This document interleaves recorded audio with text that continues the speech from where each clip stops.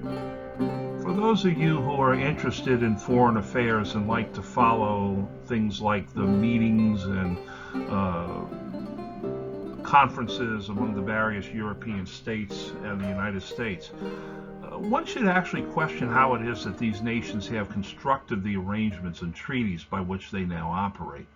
This did not happen overnight or even over the span of a few decades or even over the span of a century.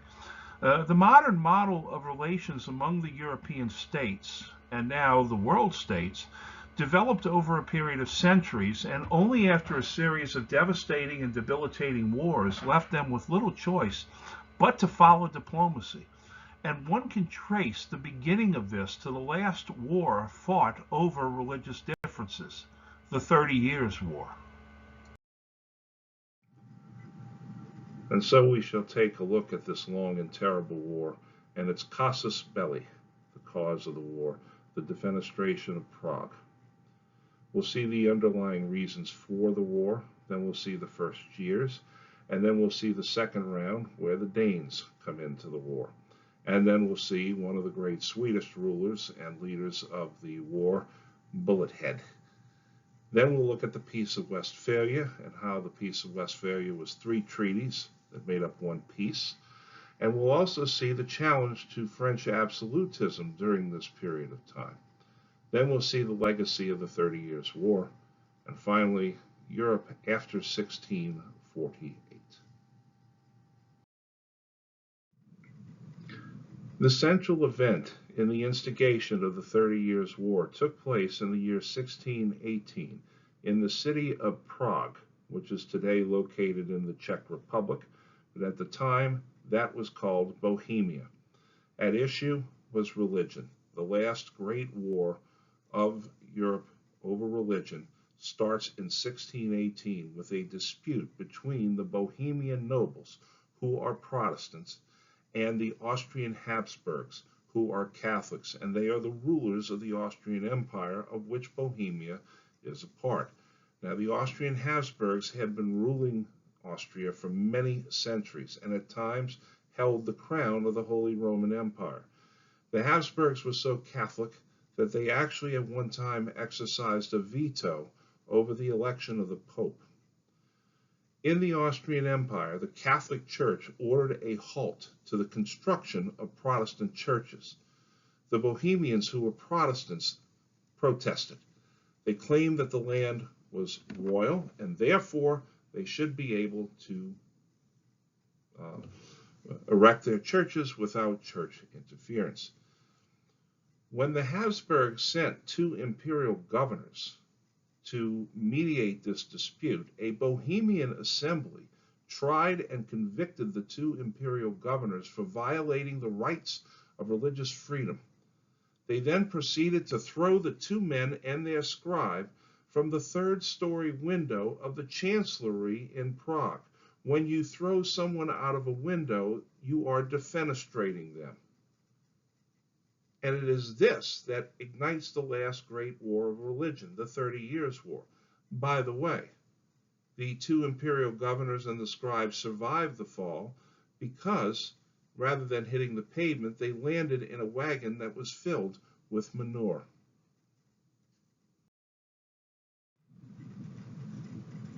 The reasons for the war were both very simple, yet also very complex. It's simple in the fact that this was, at its heart, a Catholic-Protestant rivalry.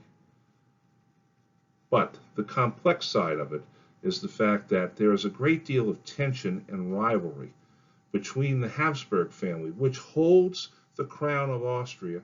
The Habsburgs also, if you remember, they hold the crown of Spain. They have the most territory that they hold in Europe. And their rivalry is with the rest of Europe, most notably France. There is also a number of ethnic groups living within the Habsburg Empire, especially the Czechs, who are very proud and independent people, and they chafe under the crown of Austria. The Austrian Empire is a large multinational empire with Austrians, Hungarians, Czechs, Slovaks, Slovenes, Croats, Bosnians, Serbians, Transylvanians, Romanians, and so forth. It is a very, very diverse empire and very hard to hold together because each of these language groups have their own national culture. What one should understand about warfare in this period is that even though it is called the 30 Years' War, there was not constant fighting day after day for 30 years. Instead, there were long periods of armistice, punctuated by occasional battles that could often be months or even years apart. Most of the time, armies did not fight in the winter, and I'm sure that you all are familiar with the term Valley Forge. That's where the U.S. Army, the Continental Army at the time, went into winter quarters during the Revolutionary War sometime later.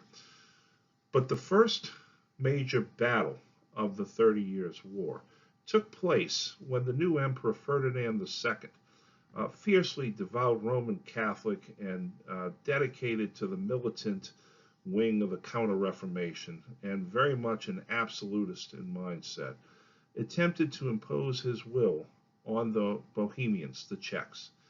On November the 8th, 1620, near the city of Prague, on a low plateau named White Mountain, the Protestant army of Bohemians under their elected king Frederick V, and the military commander Prince Christian of Anhalt engaged the Catholic army under Emperor Ferdinand in a vain attempt to defend the city.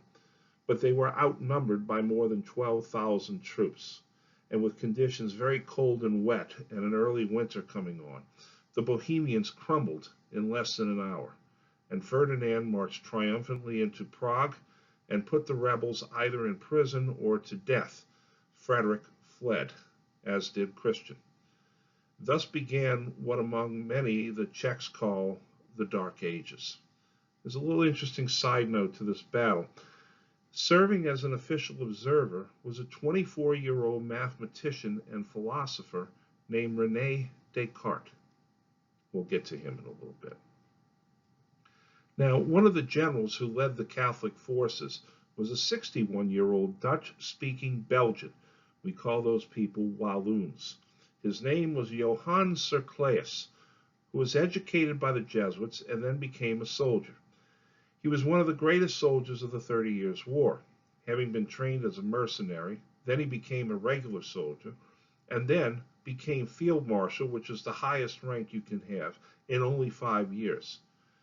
He took the title the Count of Tilly, or General Tilly, or Field Marshal Tilly, and that is after the castle in which he was born, and was one of the most successful generals on the battlefield. Tilly goes on the offensive. At the Battle of Wimpfen in southwestern Germany, which was famous because it was one of the first battles to employ the defensive tactic of circling the wagons, Tilly crushed a German Protestant army and then ravaged the Protestant lands held by the rebel leader's family. Next came the Battle of Host on June the 20th, 1622. Host is located near the modern city of Frankfurt, and again, Tilly defeated the Protestants under their general Christian of Brunswick. On August the 6th, 1623, which was the Feast of the Transfiguration and therefore seen as a good omen by the Catholics, Christian and Tilly met again outside the town of Stadtlohn on the border of Germany and the Netherlands. The Protestant armies were better rested, better trained, and much more ready after having been in winter quarters for quite a while, but nonetheless, Tilly crushed them. His cavalry simply overwhelmed their cavalry. The aftermath of the battle is that the Spanish occupied the Rhineland, which is the west bank of Germany, and Frederick of the Palatinate, who had been the king of Bohemia for just 1 year, and so they derisively called him the Winter King, got thrown out of the Palatinate, which is a series of little states in the middle of Germany today. Interesting side note again, though. The grandson of Frederick V of the Palatinate would eventually become George I, the first king of England from the House of Hanover in the late 1600s and early 1700s.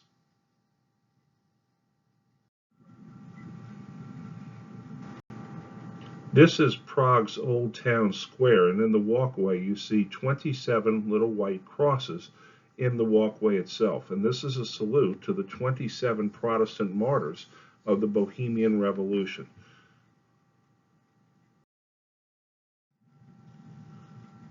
Because the Protestant faction had been so thoroughly defeated, and the position of Protestantism in the Holy Roman Empire was now in jeopardy, the Lutheran nation of Denmark now entered the war. Now, when we look at Denmark back then, we're not just looking at the small peninsula and island that guards the entrance to the Baltic Sea. We're also including in that Norway. The King of Denmark was Christian IV, and he was the longest ruling king of Denmark, reigning for 59 years. Christian was considered a progressive, was very popular with his subjects because of his economic policies. If you guard the entrance to the Baltic Sea, you have a significant commercial head start on the rest of the countries. And just to show how interconnected all these royal families were, he was the uncle of King Charles I of England, whom we're going to look at in a later lesson. Now, ostensibly, he entered the war to protect German Protestants, but he was also looking to extend Danish territory southward into Germany in the regions known as Schleswig and Holstein and then Mecklenburg.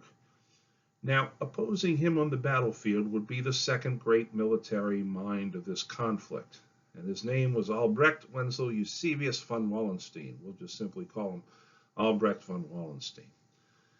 This is the first great modern mercenary general. Now, he was a Bohemian, but he converted to Roman Catholicism when he was in his early 20s. Despite the fact that he was Roman Catholic more by convenience than anything else, he would fight for the Protestants if the price was right. Wallenstein raised his own private army, and eventually it numbered nearly 30,000 at the outset, and then it rose to even 50,000. He fought for Emperor Ferdinand of the Holy Roman Empire, until the emperor grew wary of Wallenstein's ambition.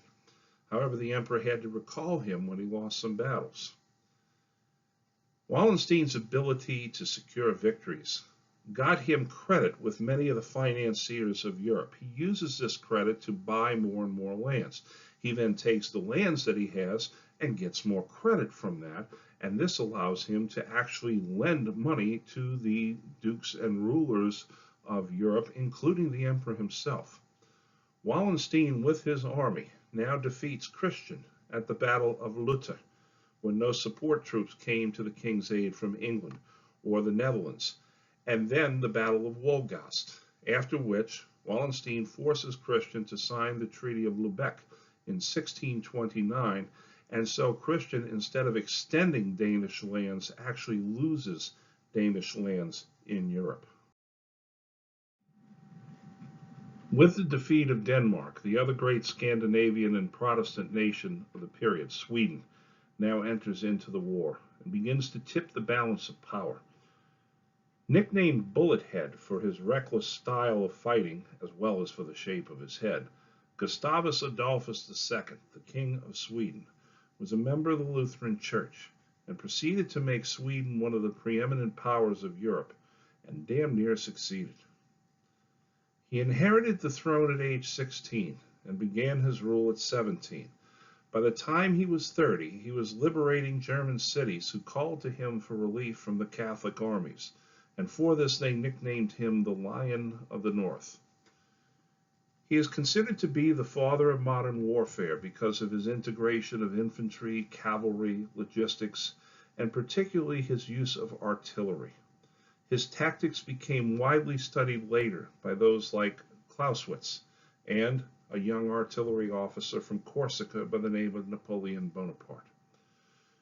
Gustavus Adolphus believed that all parts of his army were equal and therefore deserving of the same respect. Many armies gave preference to the cavalry, and then the artillery and the infantry were kind of almost an afterthought when it came to treating them right. Gustavus Adolphus said everybody trains as everything and everybody gets treated equally.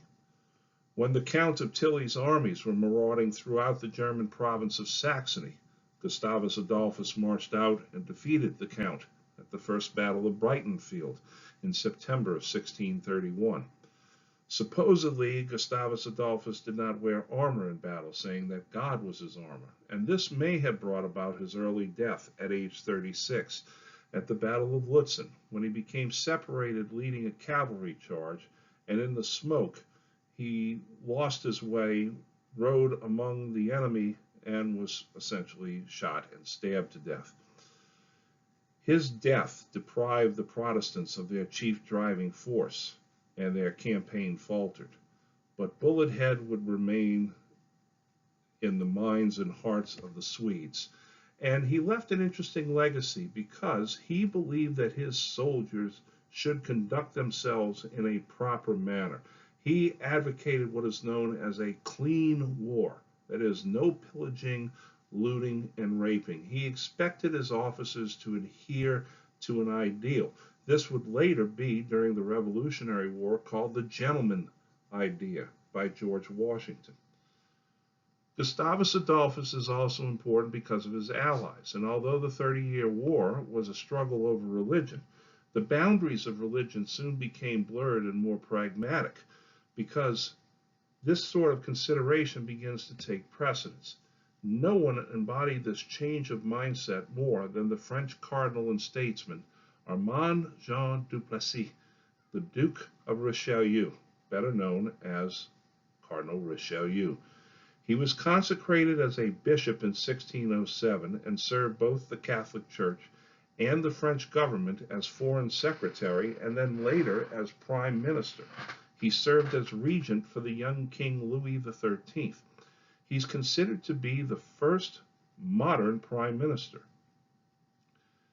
And Richelieu decided that he would ally Catholic France with Protestant Sweden against the Spanish Catholic Habsburgs. And then he helps the Protestant Dutch because the rivalry between the French and the Austrians trumped any religious differences. Now, we often refer to this sort of alliance and politics and so forth as the enemy of my enemy is my friend. The French have a much more sophisticated term for it. It's called raison d'etat, which is essentially a purely political reason for action on the part of a ruler or government, especially where a departure from openness, justice, or honesty is involved. The French and Richelieu far more feared the threat of the Austrian Habsburgs than the Protestant Swedes. For those of you who are fans of Alexandre Dumas' book, The Three Musketeers, and the variety of movies that they have made, which averages about one every 10 years, Richelieu is the villain of that story. But he was, in reality, a very capable, if worldly, minister.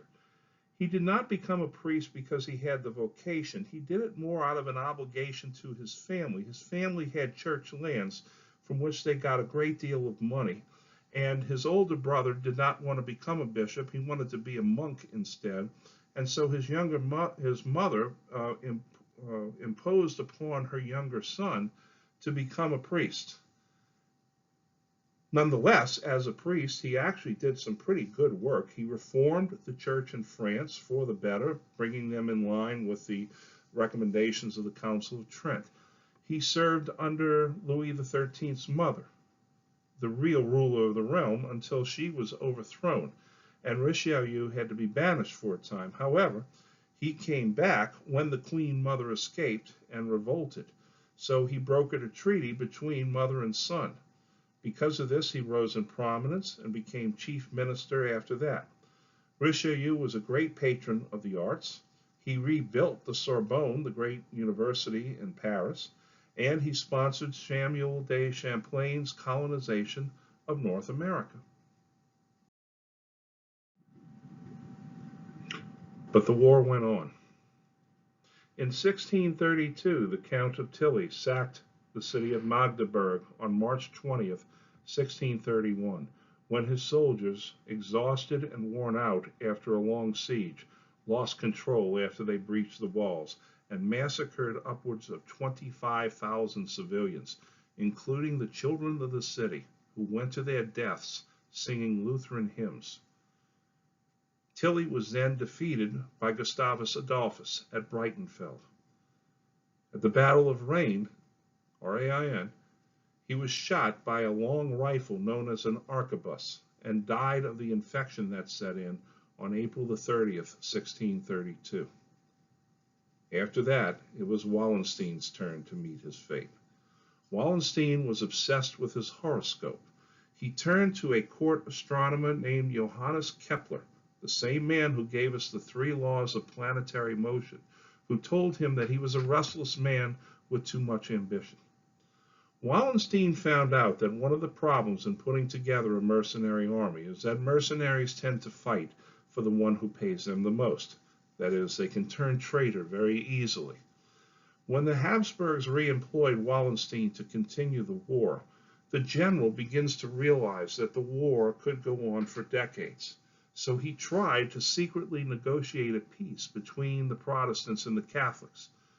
When the Habsburg emperors learned of this, they accused him of treachery and high treason, bribed some of his officers to bring him to Vienna, dead or alive. On February 25, 1634, those mercenaries turned and assassinated Wallenstein's closest advisors, and then Wallenstein himself. The assassin of Wallenstein ran him through with a sword. The man's name was Walter Devereux. He was an Irishman. And the war went on. Now France and Spain squared off against each other, but they decided to fight it out on German soil. As a result, much of Central Europe was ruined, as lands heretofore untouched by the war now were put to the torch. In case any of you did not know, wars cost money, and both the economies of France and Spain were badly weakened by this war. And that would have disastrous results for Spain first, and then about a century later for France. The two powers fought the main battle, which was the Battle of Rocroi, on May 19, 1643, in northern France. The battle turned into a major French victory over the Spanish, Germans, Italians, and the Walloons, which are the Dutch-speaking peasants of Flanders, and relieved the siege of the French town of Rocroi. The battle was a decisive victory for the French under their dynamic and daring 21-year-old commander, the Duc d'Enghien, also named the Grand Condé. He became the principal soldier, the hero of the realm by this point. The battle marked a major shift in war tactics. In the middle of the battle, the Duc realized that his left flank and his center was beginning to cave in. Rather than try and shore it up, he told the soldiers on the left and center to suddenly pull back, while he used his cavalry on the right wing to essentially create a swinging gate and swung behind the Spanish lines. The battle was a great victory for the French, and it affirmed the rule of the young king, Louis XIV, who was only 4 years old at the time and under some stress as to whether or not the nobles would allow him to even inherit the throne. But his mother, the regent, Anne of Austria, who is one of the heroines of the Three Musketeers, is affirmed as well. At last, in 1642, Ferdinand of the Holy Roman Empire saw belatedly the wisdom of Wallenstein and called for negotiations. However, a peace conference would not begin until 1646. When they finally sat down and started negotiations, you had representatives of the French, the Spanish, the Austrians, the various German principalities and states, the Dutch, the Swiss, the Swedes, and the representatives of His Holiness the Pope. What resulted were 3 treaties and 1 peace. In what would be repeated centuries later between Israelis and Palestinians in the Middle East, Protestant and Catholic leaders refused to meet one another in the same room, so 2 cities were chosen for treaty negotiations. What came out of this were the three treaties. One was called the Peace of Munster on January the 30th, 1648. This treaty confirmed Dutch independence and ended the 80 Years' War, which was the War of Dutch Independence. So you had a 30 Years' War alongside of an 80 Years' War. Then you had the Treaty of Osnabrück. This was signed in the Protestant city. And the Treaty of Osnabrück was between the Holy Roman Empire and Sweden. The third treaty was signed in the Catholic city of Munster.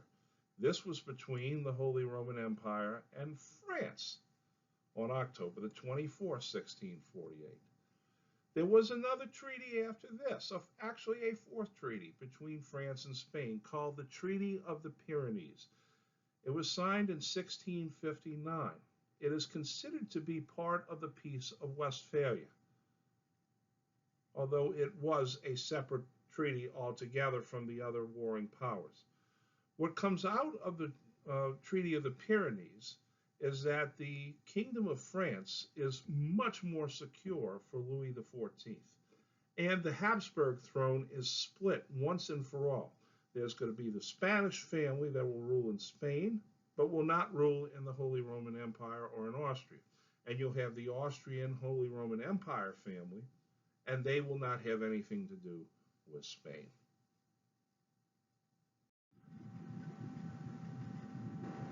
The treaty negotiations were conducted in very lovely town halls. On the left is the town hall of Osnabrück, the Protestant city. On the right is the town hall of Munster, the Catholic city.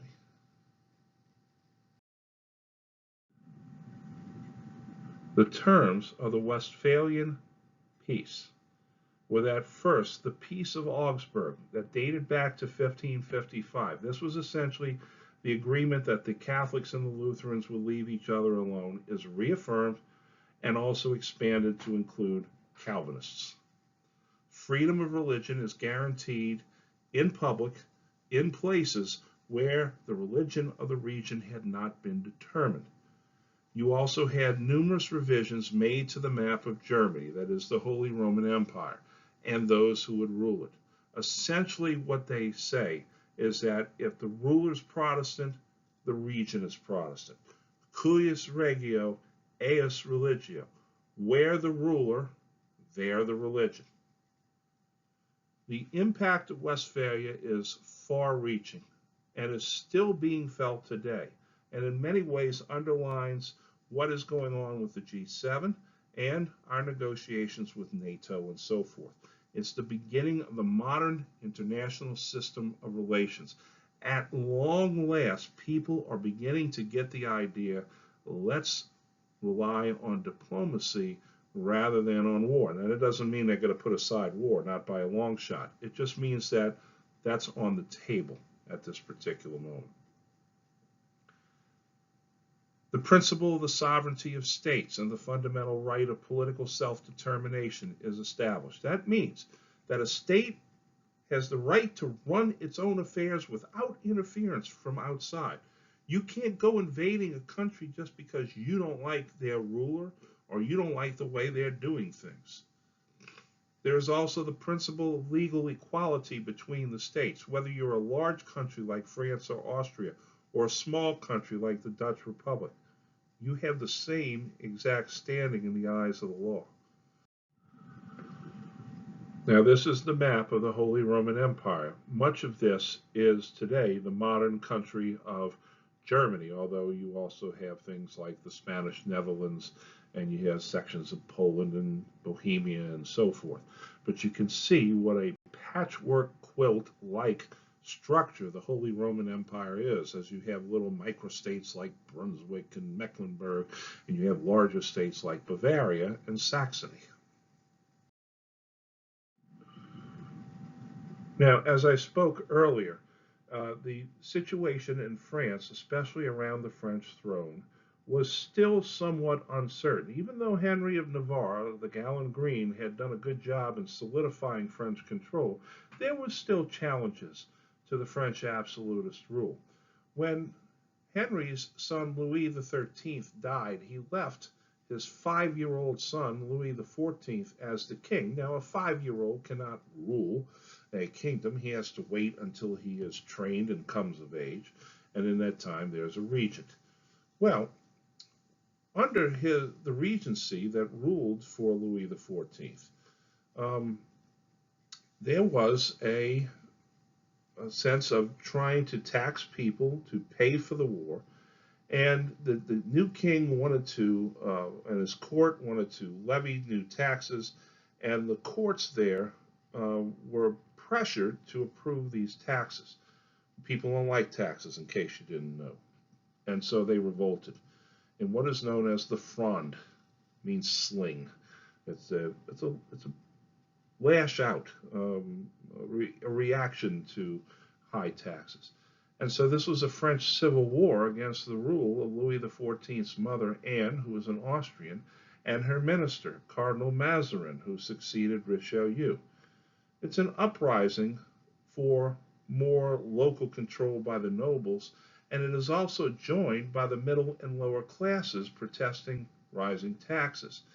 Anne was forced for a time to flee Paris and take the child king with her. Okay, so when the middle classes and the lower classes protested, this was called the Parliamentary Fronde, and then the uprising by the noble was called the Fronde of the Princes, and that was led by the Grand Condé, the famous 21-year-old duke who is now older. Eventually, the forces loyal to the king would win the day, and the Grand Condé would have to flee France for a while until he was invited back by Louis XIV as a gesture of goodwill. But throughout this, absolutist rule was strengthened, and it also had a great effect on the young King Louis, who believed that he had survived this, and this was God's way of affirming him as the King of France. It also made him very distrustful of his nobles, and as he gets older, he begins to devise a plan in which he's going to bring the nobles under his control.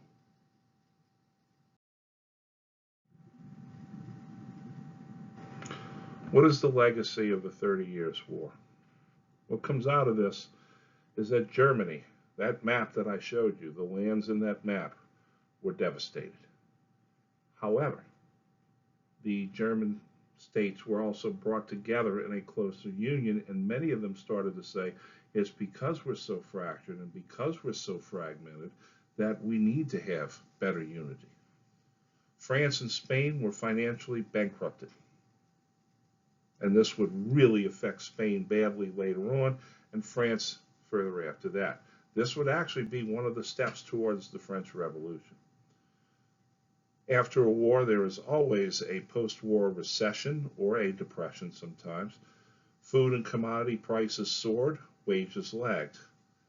Now, England and the Netherlands, who had mercantile economies, and then their economies were based more on trade, they didn't suffer nearly as much.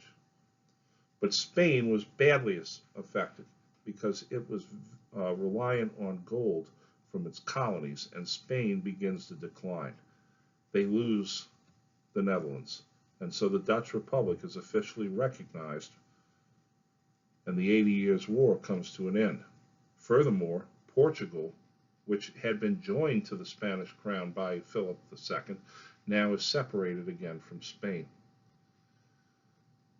The war also creates a change in armaments and war tactics. You have the beginnings of the flanking maneuvers. What the Grand Condé had done at the Battle of Rocroi would later on become essentially the bread and butter of people like Robert E. Lee and Ulysses S. Grant and William Tecumseh Sherman and George S. Patton later on.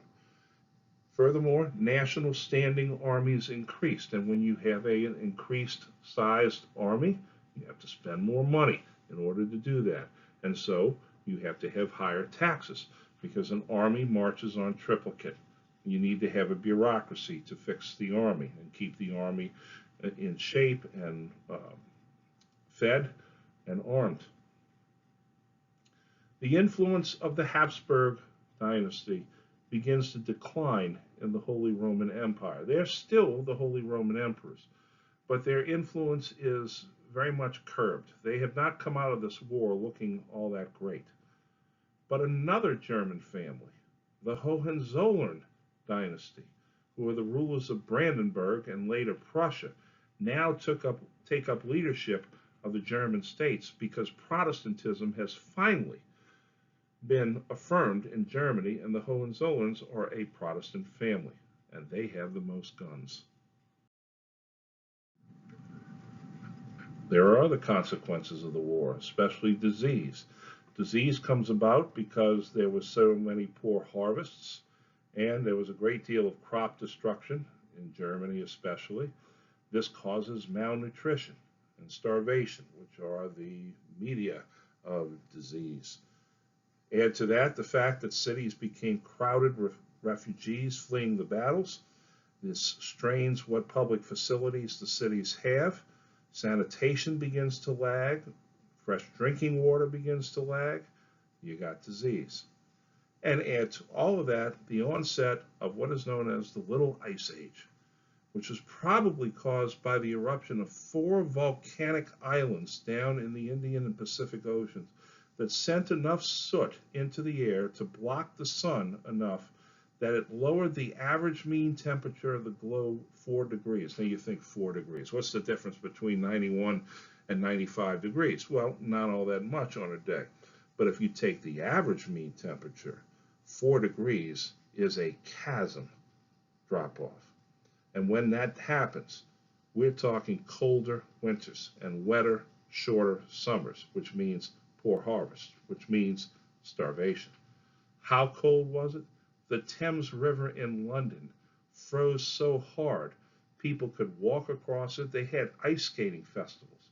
The entire Baltic Sea froze over twice. The conditions that this created a greater divide between poor and the prosperous. This causes a shift in economic power. Even though Northern Europe takes the brunt of the war, the economic power shifts from Southern Europe to Northern Europe. And a recession in Eastern Europe caused a virtual enslavement of the peasantry. This is the beginning of the serfdom of the Russian people. The portrait in the upper left shows the frozen Thames in 1677. The portrait on the lower right is a German village in the dead of winter. The fact that the last major war of religion was fought over religion gave many a jaundiced view of religion. And so you have a movement towards secularization. That is a non-religious approach to politics, science, and ethics. In many ways, the 30 Years' War and the Peace of Westphalia is a harbinger of the Enlightenment. This especially takes place in the industrialized countries, England and the Netherlands. But you also have a number of cultural developments that come out of this period. For instance, theater. This is the age of the Bard of Avon, Shakespeare. Shakespeare's plays cover everything. Themes of love, human relationships, but also issues of authority in the state. King Lear, Hamlet, and Macbeth are considered the highest of Shakespeare's works and talks about the problems of politics, of tyranny, of sharing of power, and so forth. And then there is the opera. Now, put aside, if you will, the vision you have of the opera as a place for white tie and tails and long flowing dresses and people drinking champagne and wine and cheese and being all fa-fa-fa-fa-fa-fa-fa. Instead, view opera as it was meant to be seen, as it was meant to be enjoyed, as a great form of entertainment for the middle and the lower classes. Opera incorporated numerous aspects of spoken theater, music, costumes, scenery, acting, sometimes dancing. And it was the chief form of total immersion entertainment of the day. Now, the Italians, of course, created the opera, which was begun by Jacopo Peri, but it was refined by Claudio Monteverdi. It was utilized by numerous writers and composers over the years, over the decades, over the centuries, even up until today, including Mozart and later Beethoven. Many of the themes of opera were taken from popular stories and mythology, which made it a very popular form of entertainment. It was a way to go and have the story told to you. An opera can adjust to new times and new events, and indeed can adapt any story into operatic form, including, if you will, a story about one of the founding fathers using hip hop tunes, if one perchance wanted to do something like that.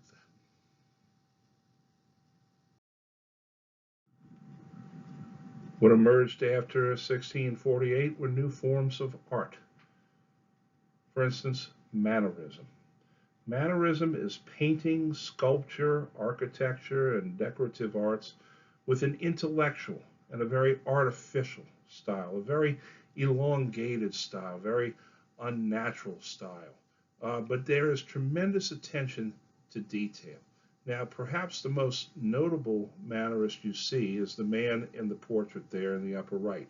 His birth name is Domenikos Theotokopoulos. He's a Greek.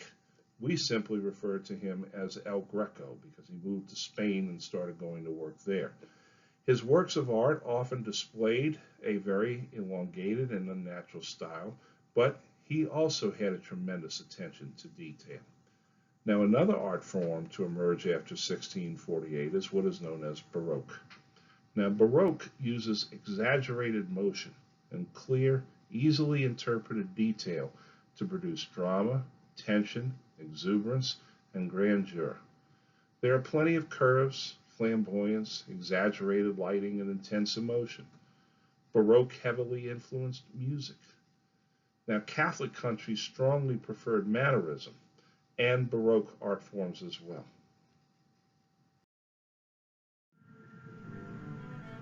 Now, as you listen to some Baroque music, here are some of the art forms from both the Manneristic and the Baroque forms, as well as some of the Manneristic artists and the Baroque artists.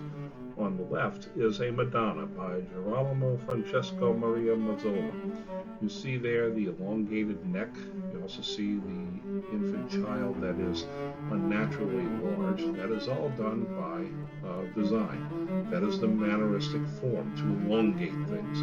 On the right, you see a Manneristic sculpture. This is the Fontana and Santissima Annunziata, the Sacred Annunciation Fountain, which is an example of late Mannerism.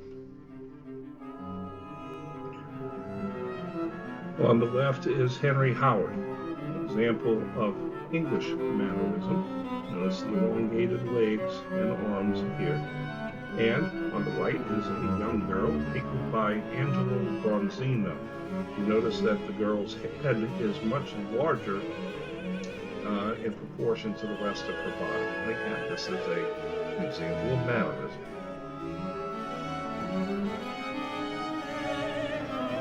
On the left is a story taken from the Old Testament, from the book of Daniel. It's the story of Susanna and the attempt by the elders in the Persian court to seduce her and have her lose her virtue. You notice that this is a really over-the-top looking painting, as they are all literally all over her. But again, that is a very Manneristic form there that's now beginning to meld into the Baroque. On the right is The Last Supper by Tintoretto. You see there the darkness of the painting, the mysteriousness of the painting, and also the elongatedness of the painting. Of course, El Greco is the hallmark of all Manneristic paintings, and this is his famous Baptism of Christ. Notice the physical form of Christ being very, almost tortured in its being stretched out, and the great stretch of this painting to show the majesty of God and the strangeness of God.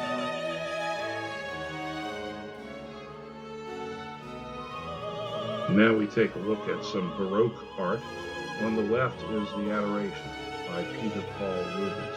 This is an example of Baroque art that shows the richness of the colors, the lavishness of the scene. There's a lot going on in a Baroque scene. And on the right, you see a scene in action, so to speak. This is Aeneas, the famous Trojan prince who escapes from the wreckage of Troy. It's called Aeneas fleeing burning Troy, as he has his child and wife following him, and he has his aged father on his back. This is by Federico Barocci. Baroque art even makes it into the Eastern European countries. You have the Menshikova Bashня, which is the Menshikova Tower in Moscow. On the right is the Abbey of Melk, which is located in Austria. One does not have to go to Europe to find examples of Baroque art and architecture. You can come right here to New Orleans and find it. Down in the Irish Channel at 2030 Constant Street is St. Mary's Assumption Church, which is an example of Baroque art and architecture. St. Mary's Assumption Church was built in 1857 by the Redemptorist Fathers. It was the church that ministered to the German population of the Irish Channel. Interestingly enough, there's another Catholic church that was right across the street from it, St. Alphonsus, which is still used today as a cultural museum. That's more of a Romanesque Italian style of architecture. There was actually a third church right down the street called Notre Dame de Bon Secours, which was for the French-speaking community of the Irish Channel, which shows you that the Irish Channel was not 100% Irish. Unfortunately, the French church burned down in the early 1900s, and nothing has been built on that empty lot. But go inside to St. Mary's Assumption sometime and look at that ornate Baroque altar, which is where the National Shrine of Blessed Francis Xavier Seeloss is located, a man that's under consideration for canonization into the Roman Catholic Church. It's a very, very fine example of Baroque architecture.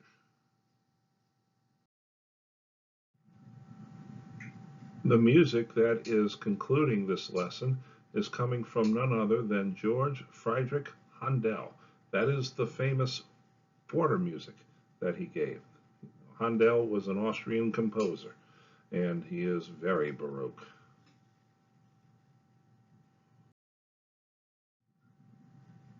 And that beautiful cello music that began your um, lesson on Baroque art was the unaccompanied cello suite number 1 in G major by Johann Sebastian Bach. And remember, you do not say Bach or Bach or anything like that. You say Bach, and you kind of let the K at the end, the CH at the end, roll in the back of your throat like that. And so you see that the 30 Years' War was a time of great violence, of great destruction. And yet, at the same time, it is a period in which there was tremendous art and tremendous forms of diplomacy and international relations that emerged from this period and brought Europe into a more modern phase.